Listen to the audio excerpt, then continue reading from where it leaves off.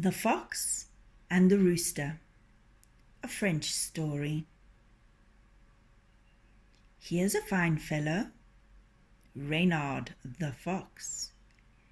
He is smart as paint, with his sleek russet coat and bushy tail, bright eyes and sharp white teeth. To Partlet the hen, of course, those eyes meant just one thing: dinner. Poor Partlet. Every night she saw old Reynard prowling through her dreams, and she would wake up all in a flutter. "There, there," said her husband Chanticleer. "Don't be afraid. I will look after you." "It is not me he wants," clucked Partlet. "It is you." Chanticleer shook his head scornfully. "It is just a dream." "But what if it is an awful warning? What if it comes true?" "Silly bird." Chanticleer gave her a peck on the cheek. "What could possibly happen to me here in the farmyard? No, now, no more talk about Reynard and chicken dinners. I have work to do. I must wake the sun so that the day can begin." Off strutted Chanticleer across the barnyard. He took a quick look at his reflection in the pond to make sure that every feather was in place.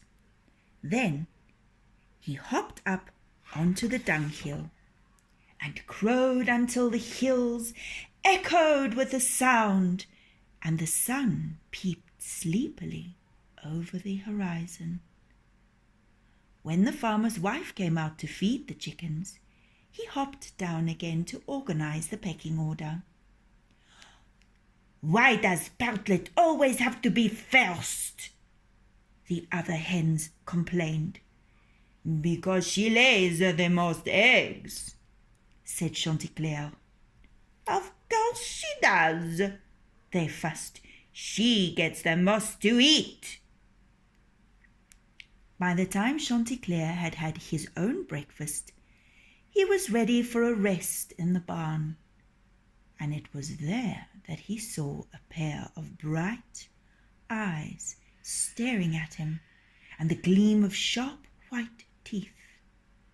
Reynard the Fox, just as Partlet had seen him in her dreams. Chanticleer lifted his head and raised the alarm. At once Reynard sat up and cried, "Oh, please sing again." Chanticleer put his head to one side. "Don't you want to eat me?" he asked. "Eat you?" cried Reynard.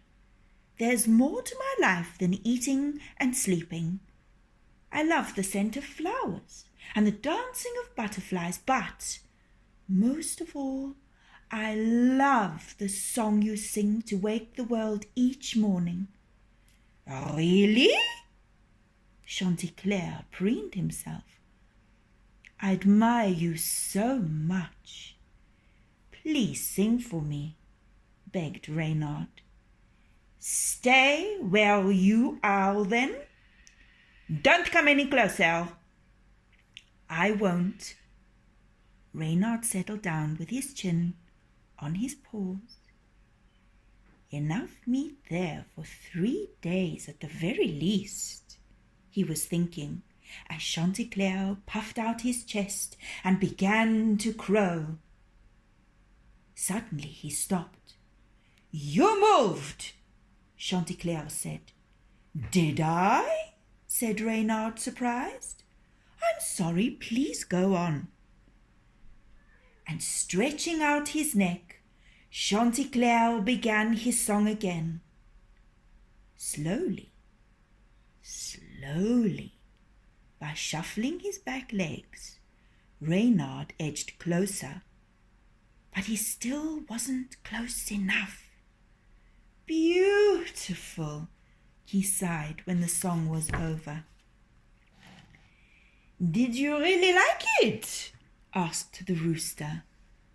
I've never heard any bird sing like it, Reynard said, except perhaps. Except who? Demanded Chanticleer.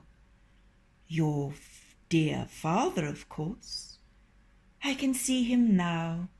He used to stretch out his neck just as you do, and then, when he began to sing, he would close his eyes.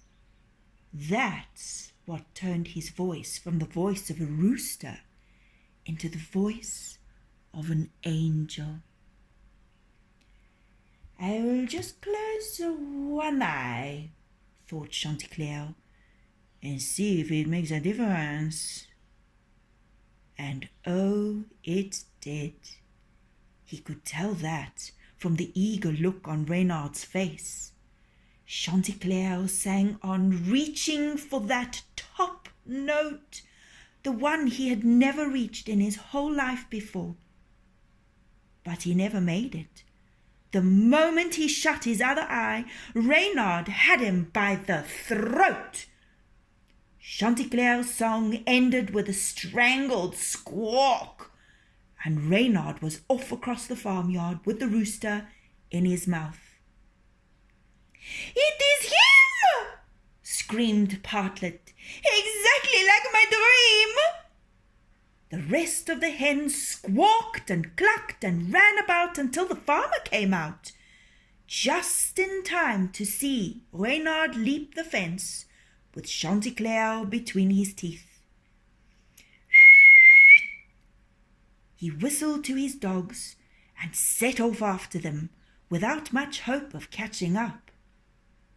Poor Chanticleer could hardly breathe. "Must you hold me so tightly?" he wheezed.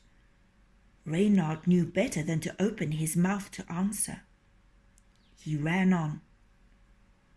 "Who is going to wake the sun in the morning? If I'm not there to do it, who is going to keep those hens in order? Oh, poor Partlet. I suppose you wouldn't consider letting me go."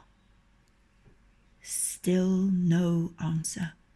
Reynard ran on. "Is this how you got my father out too?" he asked.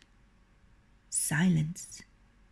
Chanticleer peered over Reynard's shoulder to see if the farmer and his dogs were catching up. But there was no hope there, no hope at all. "Oh, well," sighed Chanticleer, "you've gotten the better of me fair and square. I deserve to be eaten. I wish you could see that farmer. He is miles behind, shaking his fist. Why don't you tell him what a fool he looks? Give up, old man. Go home and count your chickens. Yes, something like that." Reynard thought of all the times the farmer and his dogs had chased him away. Oh, but he'd gotten the better of them now, and he would tell them so. He felt quite safe, and his dinner was as good as inside him. "Oh, I'm Reynard the Fox," he would say, "a very fine fellow indeed." He opened his mouth, and Chanticleer spread his wings and fluttered up into the branches of the nearest tree. "Come down!" cried Reynard. "Come down to be eaten?" crowed Chanticleer. "No, thank you." "You said I'd gotten the better of you and you deserve to be eaten," said Reynard. "I did? Well, now I've gotten the better of you. I suppose there is a moral in this story for both of us. Never close your eyes when they should be open, and never open your mouth when it should be shut."